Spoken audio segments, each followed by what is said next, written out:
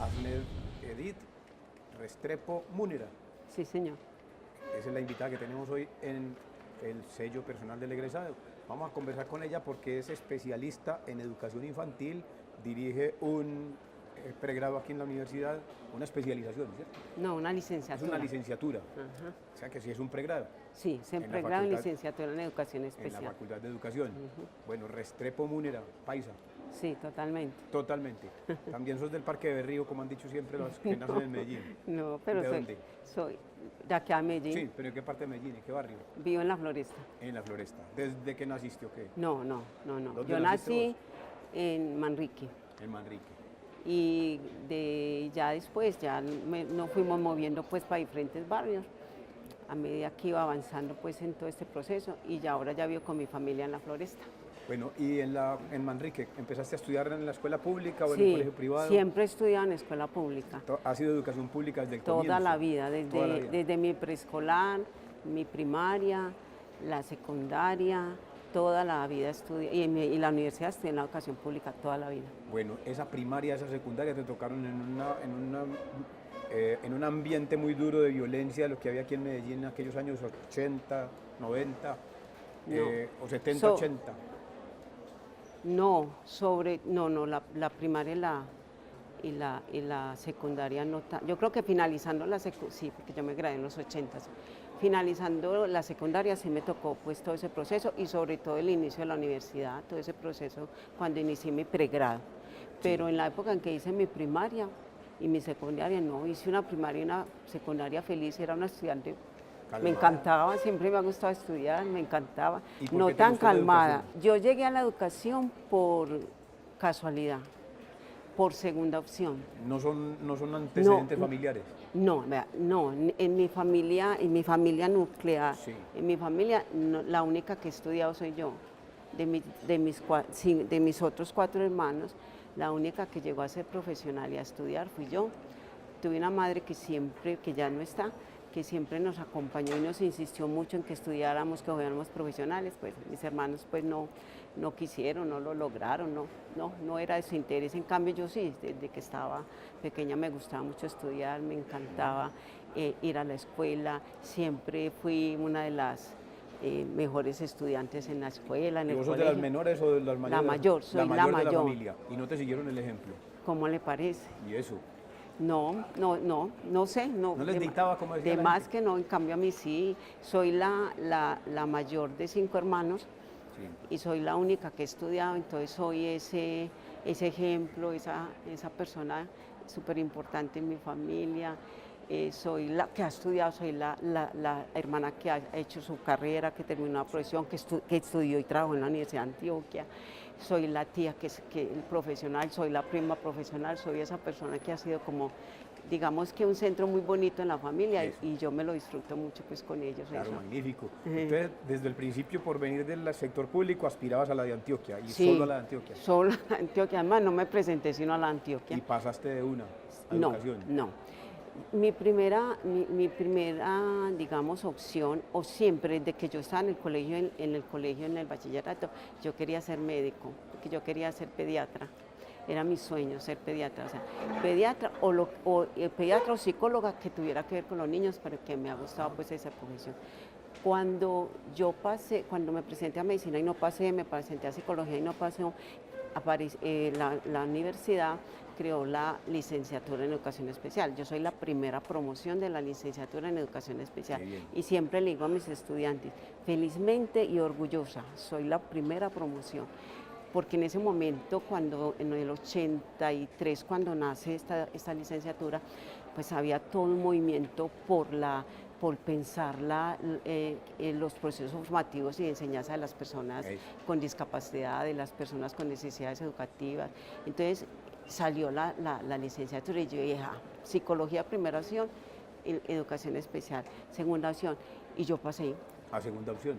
A segunda opción.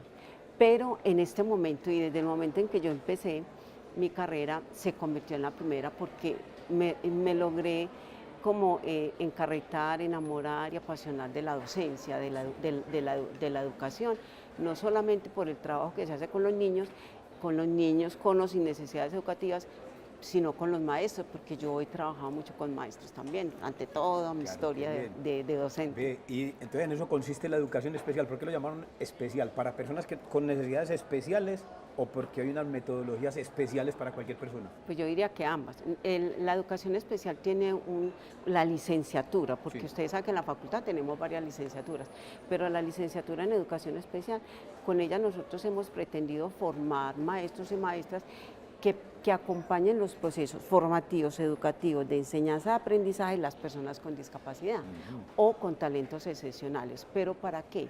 Para que estas personas puedan permitirle a estas personas ser incluidas en el contexto educativo, a nivel educativo, a nivel social y a nivel cultural, que ellos puedan, que nosotros como maestros entendamos que ellos puedan hacer parte de una sociedad desde los diferentes contextos, que ellos pueden aprender, que ellos pueden estudiar, que ellos pueden estar institucionalizados, escolarizados e incluidos en cualquiera de los contextos.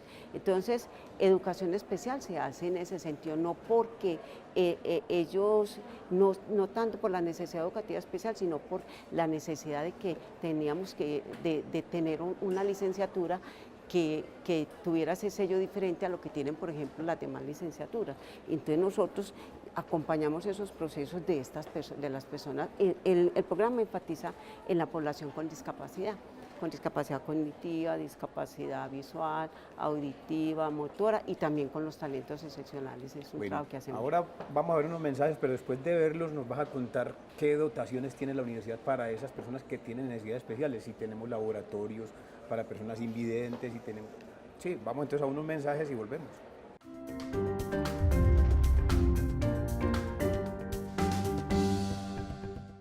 Estamos hablando con Asnel Restrepo, ella es educadora de la Universidad de Antioquia con una maestría también en educación psicopedagógica. Entonces, estamos hablando de la educación especial, entonces hay condiciones en Antioquia y en el país para recibir a los educadores que se forman acá en educación especial y que tengan posibilidades adecuadas de educar a las personas con esas necesidades especiales.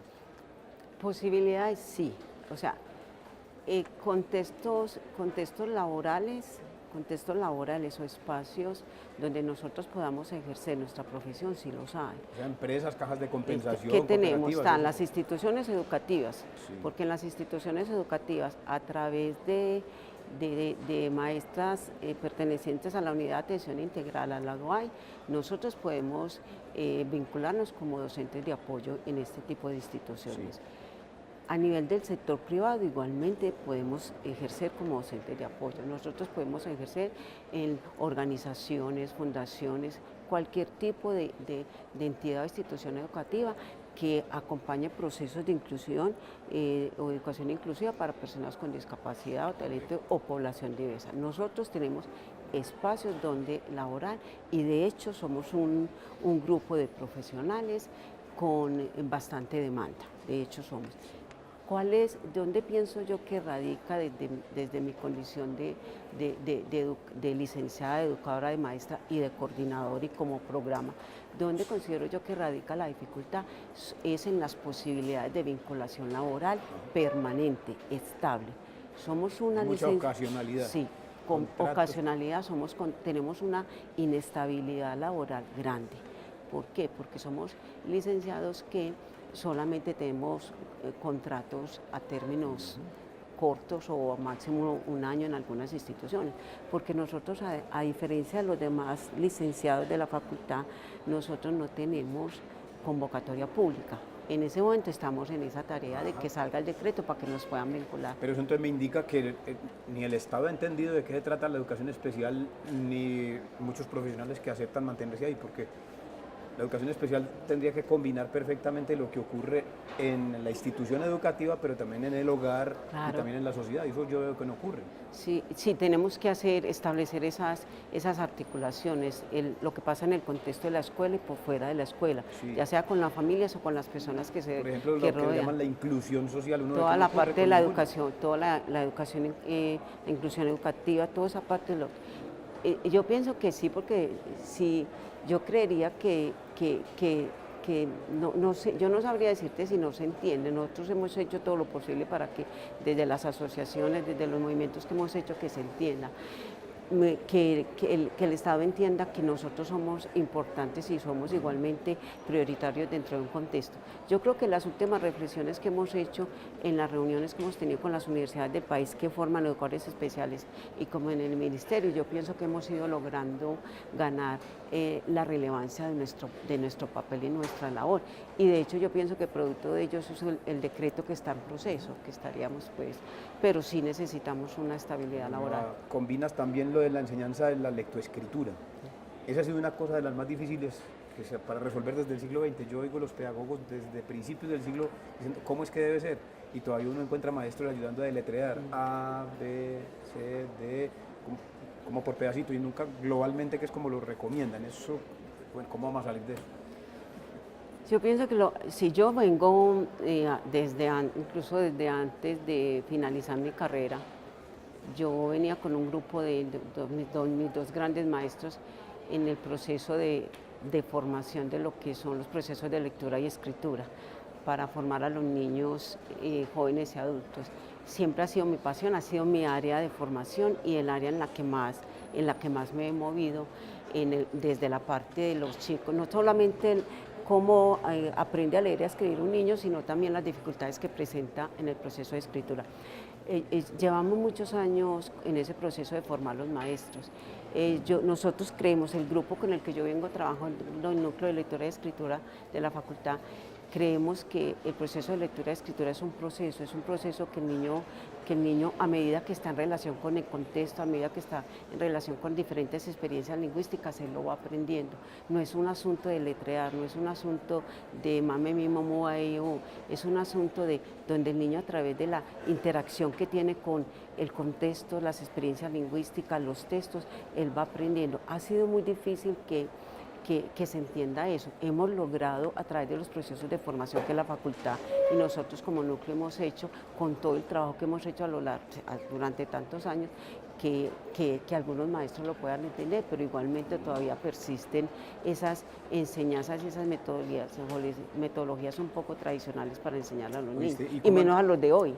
Eso te iba a preguntar, ¿cómo se hace hoy que la gente acosa tanto para que el niño llegue a primero y segundo, que lo están llevando ya de 3 y 4 años, cuando tienen 8 años ya dicen que van en cuarto o quinto de primaria, y si el cerebro ni siquiera está desarrollado para esos juegos simbólicos del lenguaje? Entonces, hay que aguantar que el niño esté en primero de bachillerato a los 11 años de edad, o a los 9. Entonces, ¿cómo se hace para romper esa contradicción? El niño cada vez llega más infante a las edades en las que debe aprender a leer y escribir, pero no tiene su desarrollo simbólico suficiente. Es que lo que tenemos que tener en cuenta, yo pienso, los maestros, es eso, tener en cuenta que el niño vive un proceso, que tiene su propio proceso de aprendizaje, y el cual nosotros debemos acompañar de acuerdo a su ritmo y de acuerdo a sus estilos de aprendizaje.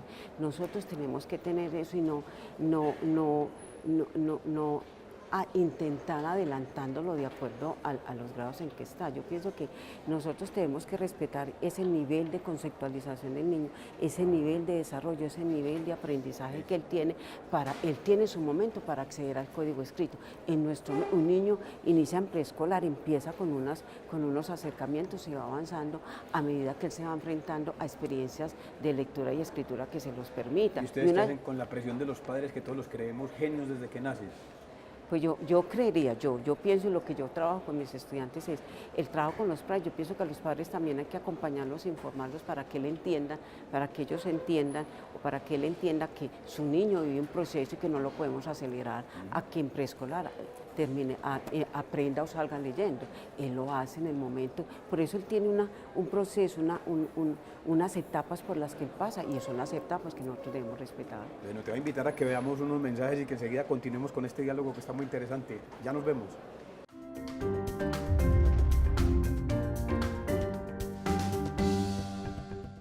Estamos con nuestra egresada Asnaí Restrepo Múnera. Estamos hablando aquí de la educación especial y me encuentro también una afirmación, y es que hoy se busca más bien que el proceso educativo sea por proyectos de aula. ¿Cómo hacer para que eso no se convierta como en una disculpa, donde la gente en vez de en proceso de enseñanza-aprendizaje se vuelve como una lúdica y que pierde el norte y se vuelve como que la idea es entretener y no educar?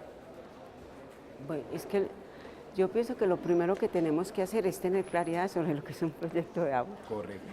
Un proyecto de aula, de hecho, es una estrategia metodológica, y es una estrategia metodológica que le permite esto de manera cooperativa, de manera colaborativa, permitir que los niños adquieran unos aprendizajes.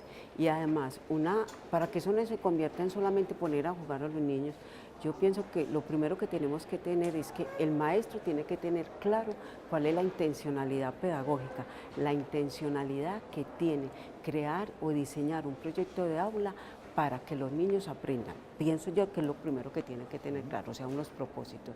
Los proyectos de aula se tienen que planear de acuerdo. Cuando yo converso con mis estudiantes sobre los proyectos, usted, maestro, tiene que tener claro cuál es la intención. Hay dos intencionalidades cuando yo creo un proyecto con los niños. Una intencionalidad académica, donde yo defino y parto de lo que yo creo, considero y defino qué es lo que debe aprender el niño. Eso lo tiene que tener claro cualquier maestro. Pero también, para mí, hay una intencionalidad situacional, de contexto, de momento, porque un proyecto de aula surge de una necesidad que puede partir del maestro, porque tiene que lograr que sus niños aprendan, pero también de los niños, de una situación que aparece. Entonces surge en el espacio del aula una conversación con los niños donde a ellos les interesa un tema distinto a los académicos. Esa necesidad, esa pregunta, esa situación que le surge a los niños, a mí como maestra se me puede convertir en un proyecto de aula donde puedo integrar diferentes áreas de conocimiento, que es otra de las características de los proyectos de aula. Yo soy una defensora de los proyectos de aula. Los proyectos de aula tienen que convertirse, o pueden y deben convertirse para un maestro, en una estrategia pedagógica que de manera colaborativa, articulada con otros maestros, con los niños, con los papás, permita que los niños aprendan de una manera más creativa, más integrada, más constructiva, de una manera más cooperativa, que ellos se disfruten el trabajo en el aula. Encuentren sentido a lo que están trabajando. Y que ellos, a partir de ahí, si ellos hacen parte del proceso de construcción, con ellos vamos a formular las preguntas. ¿Qué queremos aprender? ¿Y cómo lo vamos a hacer? ¿Y por qué lo queremos hacer? Bueno, y entonces, ¿cuáles son las herramientas o lo que nosotros vamos a necesitar para poder aprender sobre ese tema, sobre ese concepto? ¿Dónde debemos ir? ¿Qué material vamos a construir? Si nosotros lo construimos con ellos, lo evaluamos con ellos, ese trabajo tiene que ser mucho más significativo, agradable con los niños, diferente a que coja la cartilla, copie, pegue, baje el computador, copie y pegue. No, nosotros podemos hacer un trabajo creativo donde el niño tiene la palabra, donde el niño tiene la posibilidad de, a través de leer textos, construir material y aprender. ¿Cómo no aprender uno más fácil y más contento si lo ponen a ser parte de ese aprendizaje? Claro, y me imagino que también obedece a una estrategia para mantener concentrados a los muchachos y poniendo atención. Pues cree más que sí. Debido a que, es que aquí en este programa hemos tenido a varios egresados, unos de psicología, otros de psiquiatría, otros de psicoanálisis, que dicen que realmente ese síndrome, o como dicen hoy, síndrome de desconcentración e hiperactividad no es cierta, que eso es un mal diagnóstico. Sí es verdad que llegan muchos y que hoy en día va creciendo esa población inquieta, que no se concentra, que no tiene posibilidades de diálogo largo. Pues diagnóstico de hiperactividad, pues claro que sí los hay dentro de las aulas, claro que los hay. Pero no está generalizado, como han dicho. Es que como que a todo el lo que pasa es que se tiende a pensar que el niño inquieto, el niño que se mueve mucho, el niño que pregunta mucho, el niño que habla, el niño que va para allá y para acá. Entonces se tiende, sin un diagnóstico previo, sin un trabajo serio, se tiende a rotular. Pero es que hoy en día, no los niños como usted y yo en la época en que usted y yo estudiamos, que a nosotros nos teníamos que quedar sentaditos, muy sentaditos diría yo.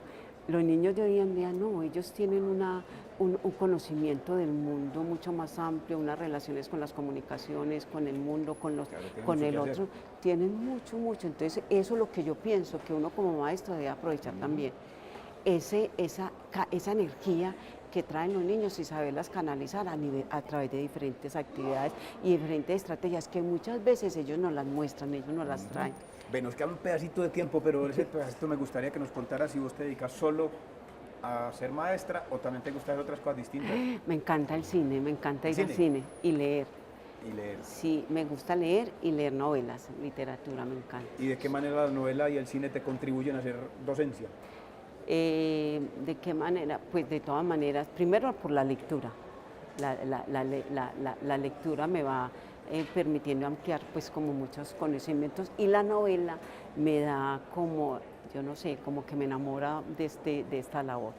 Y el cine, pues uno del cine aprende muchas cosas con todo lo que ve y con todo lo que le aporta a uno las diferentes temáticas del Mucha imaginación. cine. De manera que la recomendación tuya para los padres de familia y para los estudiantes es que enriquezcan su imaginación a partir de la literatura, el cine, el arte. Que le lean, o sea, uno y a los maestros, hay que leerle a los niños, hay que acercar a los niños a la lectura, a la literatura, hay que conversar con los niños, hay que acercar a los niños a diferentes tipos de textos, no necesariamente tiene que ser el texto impreso, hay diferentes formas de comunicar, diferentes tipos de textos. Muy bien, Agnes, muchas gracias. Vea ustedes cómo nos dejan unas grandes recomendaciones para este proceso de enseñanza y aprendizaje con nuestra infancia.